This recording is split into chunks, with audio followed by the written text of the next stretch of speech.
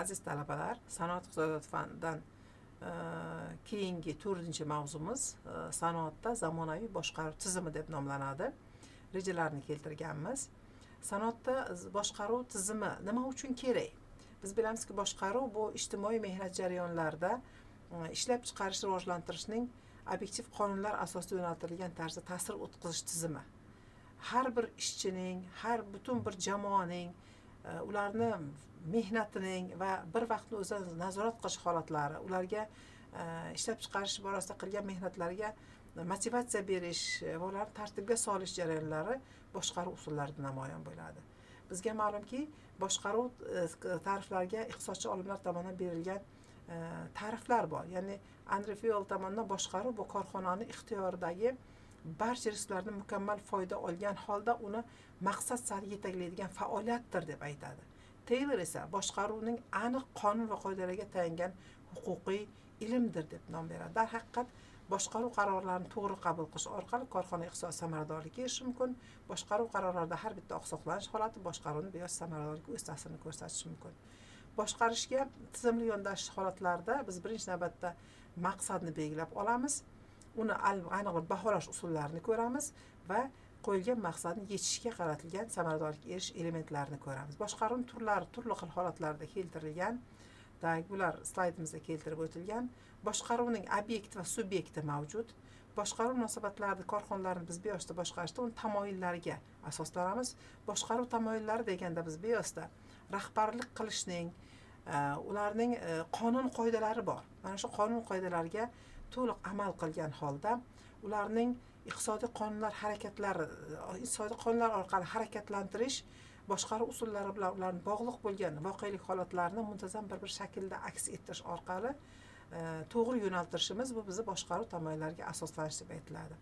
Korxonada boshqaruv maqsadlarini biz amalga oshirish muddatiga ko'ra, ahamiyatlik darajasiga ko'ra, obyektga munosabatiga ko'ra va natijaga erishish darajasiga ko'ra toifalarga ajratib olamiz. Bozor iqtisodiy sharoiti O'zbekiston Respublikasi iqtisodiyotida davlat boshqaruvining 4 xil tamoyili bor. Birinchisi demokratik tamoyillar, ikkinchidan iqtisodiy munosabatlarda demokratiyalash tamoyili, uchinchisi yuksak ma'naviyat tamoyili va to'rtinchisi milliy xavfsizlikni ta'minlash tamoyili bo'lib hisoblanadi. Boshqaruv xodimlarini bevosita masalan biz tamoyillar orqali boshqarish jarayonida ularni fundamental qoidalar bilan boshqaramiz. Birinchidan qonunlar, tamoyillar, usul va uslublar orqali boshqaruv mexanizmini biz harakatga keltiramiz. Ya'ni takror aytaman, boshqaruv mexanizmi 4 ta mexanizm bilan harakatga keladi. Boshqaruvni amalga oshirishning tamoyillari bor. Quyida keltirilgan tamoyillar bular birinchidan ilmiylik prinsipiga asoslanadi. Ikkinchidan tizimlilik va komplekslik tamoyiliga asoslanadi. Uchinchidan yakkaboshchilik va kollegial tamoyilga asoslanadi. To'rtinchidan tartib va adolatga asoslanadi. Beshinchidan xodimlarni moddiy va ma'naviy rag'batlantirishga asoslanadi. Oltinchidan tejamkorlik va tashabbuskorlik tamoyiliga asoslanadi.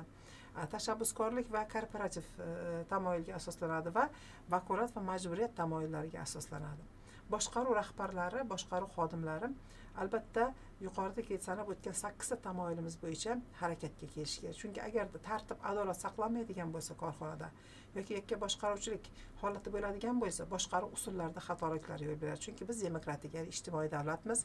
Demokratik jamiyat qurish jarayonida albatta har bitta xodimni uni bugungi kundagi iqtisodiyotni rivojlantirish borasida, qolaversa sanoatni rivojlantirish borasida o'zining hissasini qo'shish borasidagi ularning fikr mulohazalari bilan uyg'unlashgan holda borishimiz kerak va ularning har bittasi mehnatni alohida rag'batlantirib borishni ham inobatga olishimiz kerak bo'ladi. Bizga ma'lumki, har bitta tamoyilni bu yoqda izoh sifatida berganmiz. Tashkiliy yuqorida keltirilgan 8 ta bo'limimizni amalga oshirish tamoyillari keltirib o'tilgan. Boshqaruvga rahbarlik qilishda biz asosiy 3 ta usulimiz bor. Bular biyoz tashkiliy, ma'muriy, hududiy usullar, iqtisodiy usullar va ijtimoiy ruhiy usullardan iborat bo'ladi. Boshqaruvning tashkiliy ma'muriy usullarida biz bevosita korxonani mahsulot ishlab chiqarish jarayoni bilan bog'liq bo'lgan holatlarda boshqaruvni aniq bajarilayotgan obyektga nisbatan, shaxslarga nisbatan ularni shaxslarga qaratilgan majburiy tavsiflar ekanligidan aytishimiz mumkin. Ya'ni bularga to'g'ridan to'g'ri beriladigan ma'muriy ko'rsatmalardir deb aytsak ham xato bo'lmaydi. Yoki korxonalardagi ishlab chiqarish jarayonidagi, sexlardagi, uchastkalardagi beyo'sa ish jarayonlari bajarilayotgan barcha jarayonlardagi ma'lum bir berilgan ko'rsatmalar orqali tartib, adolat, ma'lum berilgan mahsulot ishlab chiqarishga qo'yilgan standartlashtirish bilan bog'liq bo'lgan jarayonlardagi tartib adolat bilan amalga oshiriladigan jarayonlarda bular o'z aksini topadi. Tashkiliy ma'muriy usullarning yordamida boshqaruvni apparatini ma'lum bir muayyan tizimli tartibini tuzib borish kerak. Boshqaruv bo'g'inlarining albatta funksiyalarini belgilangan bo'lishi kerak. Kadrlarni albatta to'g'ri tanlash, ularni joy-joyiga qo'yilgan bo'lishi kerak. Va albatta har bitta mahsulot ishlab chiqarish jarayonida, mahsulot yaratish jarayonida kadrlarga beriladigan buyruqlar, ularning farmonlarini qo'llash bilan bog'liq bo'lgan holatlar muntazam ravishda nazorat qilib borilishi kerak va albatta korxona rahbari tomonidan har bitta bo'limlariga, shaxslarga nisbatan qo'llaniladigan rag'bat choralari ham, jazo choralari ham o'z vaqtida muntazam tashkil qilib berish kerak bo'ladi. Boshqaruvning iqtisodiy usullari deganda bu bevosita korxonadagi mahsulot ishlab chiqarilgan mahsulotlarning tannarxi bilan bog'liq bo'lgan holatlardagi jarayonlar, korxonada ishlab chiqarilgan mahsulotlarga narx belgilash bilan bog'liq bo'lgan jarayonlar, korxonaning foydaliligi, rentabellik holatlari, ularni moddiy rag'batlantirish bilan bog'liq bo'lgan harakatlarda korxonaning ishlab chiqarishning iqtisodiy usullari harakatga keladi.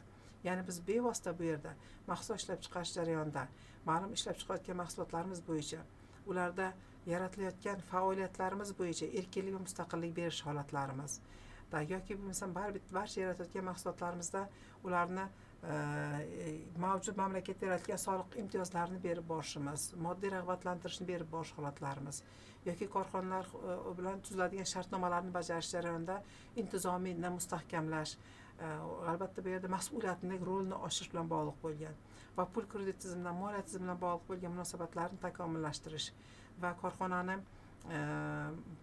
korxonada ishlab chiqarilgan mahsulotlarga nisbatan bozor munosabatlari mexanizmini shakllantirishda baho, foyda, soliq va to'lovlar kredit rentabiliteti bilan bog'liq bo'lgan raqobatbardosh holatlarda bevosita biz nima qilishimiz kerak? O'z iqtisodiy ustunlik holatlarimizda, ya'ni iqtisodiy usullardan foydalanishga e'tiborni qaratishimiz kerak bo'ladi. Ijtimoiy ruhiy holatlar deganda biz bilamizki, korxona tashkilotlarida bo'ladigan sog'lom muhitni shakllantirish boshqaruv rahbarining asosiy vazifalaridan biri bo'lib hisoblanadi. Qachonki korxonada xodimlar o'rtasidagi ularga belgilangan vazifalarni, mas'uliyatni to'g'ri taqsimlamaslik holati, har bittasini funksional vazifasidan kelib chiqqan holda ulardan talab qilish jarayonlari, ularni belgilangan vazifasini amalga oshirish jarayonida ularga qo'yilgan talablardan kelib chiqqan holda bularda bo'ladigan turli xildagi bosim, tazyiq qilmasdan, balkim demarkativ ruhda yondashuv orqali ishlab chiqarish tashkil qiladigan bo'lsa, korporativ ruhiyat yaxshi shakllanadi, nizo holatlari bo'lmaydi. Chunki korxona jamoa o'rtasida bo'ladigan nizolar ko'proq qoniqarsiz ishlab chiqarish tashkil qilishdan yoki rahbarlarni ish jarayonida to'g'ri xodimlarga munosabatni bo'lmaslik holatlari yoki xodimlarni to'g'ri rag'batlantirish bilan bog'liq bo'lgan holatlari, aniqroq aytganda yuqorida sanab o'tgan 8 ta funksiyamizni buzilish holatlari bo'ladigan bo'lsa, adolat tartib saqlanmaydigan bo'lsa, albatta korxonaning ijtimoiy ruhiy boshqaruv holati buziladi. O'sha uchun bu holatlarni saqlash uchun biz korxonaning ijtimoiy ruhiy boshqaruv usullarini o'rganamiz. Boshqaruvni uslublari mavjud. Biz bilamizki, bu korxona rahbarlari tomonidan bevosita bu narsa chuqur tahlil qilinadi. Demokratik boshqaruv, liberal boshqaruv, avtoritar boshqaruv. Bular bevosita mahsulot ishlab chiqarish jarayonida o'zini samaradorligini ko'rsatishlardan biri bo'lib hisoblanadi. Biz mana bu yerda rahbarlik uslublarini, avtoritar, demokratik, liberal usullarni agar e'tibor berib qaraydigan bo'lsangizlar, taqqoslama shaklini keltirganmiz. Ko'pincha bizga bugungi kunda biz ijtimoiy davlat bo'lgandan keyin albatta korxona rahbarlari demokratik boshqaruv tamoyillarini amal qilish holatlariga ko'proq e'tiborni qarashlari kerak, chunki bugungi kunda biz raqamli iqtisodiyot sharoitida rivojlanyapmiz. Innovatsion mahsulotlar ishlab chiqarish, ularni bozorga chiqarishga juda ham katta talablar bo'lib turgan bir vaqtda biz albatta ishlab chiqarish korxonasini demokratik ruhda shakllantirmasak, albatta xatolikka yo'l qo'yamiz. Chunki ayrim turdagi mana rahbarlarimizga qarasak, avtoritar rahbarlarimiz qanaqadir qaror qabul qilish jarayoni o'zida ham masalani bir o'zi hal qiladi. Demokratik jarayonda qaror qabul qilish uchun avvalo qo'l ostidagilar maslahatlashiladi. Liberalda yuqori rahbarlarning ko'rsatmasi kutiladi. Biz mana yoki qarorni ish bajaruvchilarga yetkazish borasida ham, avtoritarda yuqoridan ko'rsatma kutiladi, farmon beriladi, ya'ni yuqoridan to'xtab buyruq beriladi. Demokratikda taklif qilinadi, ya'ni ularga ishlar munosabatlari o'rganib iltimos qilinadi. Liberalda ularga nima qilinadi? Iltimos qilinadi va yalinadi kerak bo'ladigan bo'lsa. Javobgarlikni taqsimlash bo'yicha avtoritarda o'z zimmasiga oladi barcha javobgarlik, qo'l ostidagilarga kimlargadir aniq bir shaxsga yuklaydi. Demokratikda u javobgarlikni uni har bitta insonni bajaradigan korxona funksional vazifasiga qarab to'xtab, shunga qarab talab qiladi. Liberalda esa o'zidan hamma javobgarlikni olib tashlaydi. Bu holat ham albatta ishlab chiqarish jarayoniga samaradorlik ta'sirini ko'rsatadi. Tashabbusga munosabat holatda to'la tashabbusni bu avtoritarda bostiradi. Menga tashabbus kerak emas deydi, men o'zim bilaman degan naqlda ish olib boradi. Demokratikada rag'batlantiradi. Kim yaxshi taklif beradigan bo'lsa, ayniqsa mana bozorga sifatli innovatsion mahsulot chiqarish borasida xodimlardan taklif olinsa, ishchilardan olinsa, kadrlardan, malakali mutaxassislardan takliflar olsa, buni rag'batlantiradi. Liberalda tashabbusni qo'l ostidagilariga topshiradi. Bu jari mas'uliyatni ham o'z bo'yniga olmaydi.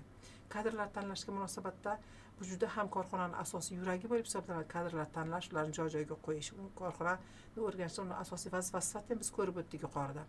Avtoritarda malakali xizmatchilardan qo'rqadi, u joyimni olib qoladi deb qo'rqadi. Ertaga qanaqadir bir ishdan qoniqmaslik holati bo'lishi mumkin yoki ishchilarga ta'sir o'tkazadi degan holatda qo'rquv bo'ladi. Demokratikda ishbilarmon, o'qimishli ishchilarni ko'proq tanlab oladi. Chunki u korxonaning samaradorligi bilan bog'lab biladi. Liberalda kadrlarni tanlash bilan shug'ullanmaydi. Uni yuqori organ tashkilotlarini o'ziga qo'yib qo'yadi.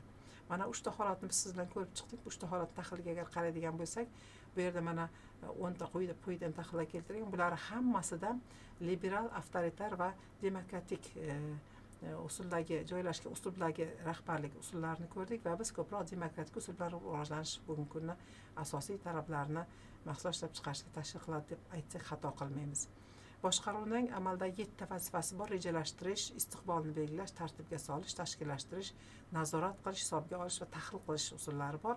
Shular orqali biz bevosita mahsulot ishlab chiqarish jarayonini ishlab chiqarish samaradorligini oshirishga erishishimiz mumkin.